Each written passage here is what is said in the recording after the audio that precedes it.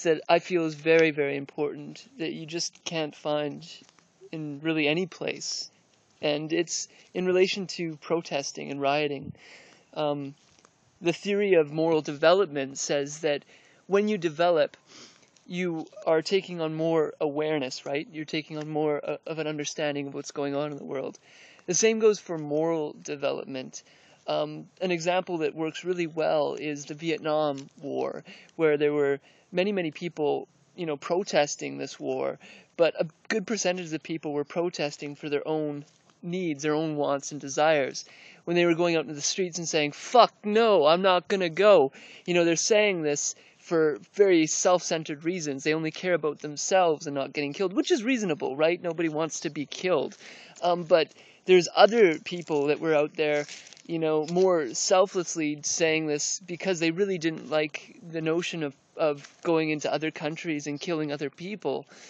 So one's far more focused on the outside, on other beings, and the other one's far more focused on the self. And so when we look at the riots, when we see the riots there in London, a lot of what's going on there is people, kidnapping other people and, hurting them and stealing their things. And this is very self-centered. This is not something that we ought to look up to and feel good about.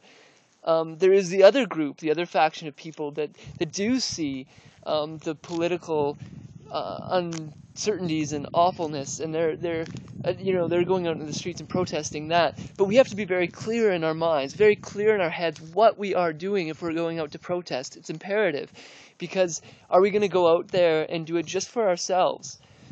Or are we going to go out and do it for others and ourselves? We can do it for ourselves too, don't get me wrong, but the focus should not be just ourselves, because we'll end up stealing cars for ourselves. And so that's what we got to be careful when we look in the news and we see these riots. Should we be cheering them on? In some sense, sure, there's things changing, but the things that change could easily go worse than they are.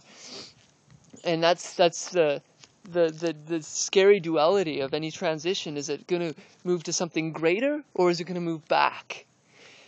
And you need enough people trying to push it forward, or else it's not going to go forward, it's going to go back. And there's a lot of really, really smart people that are manipulating it such that they want it to go back. And that's, the major bankers. Those are the people we got to be coming after. And, the government system at its top really is the biggest danger.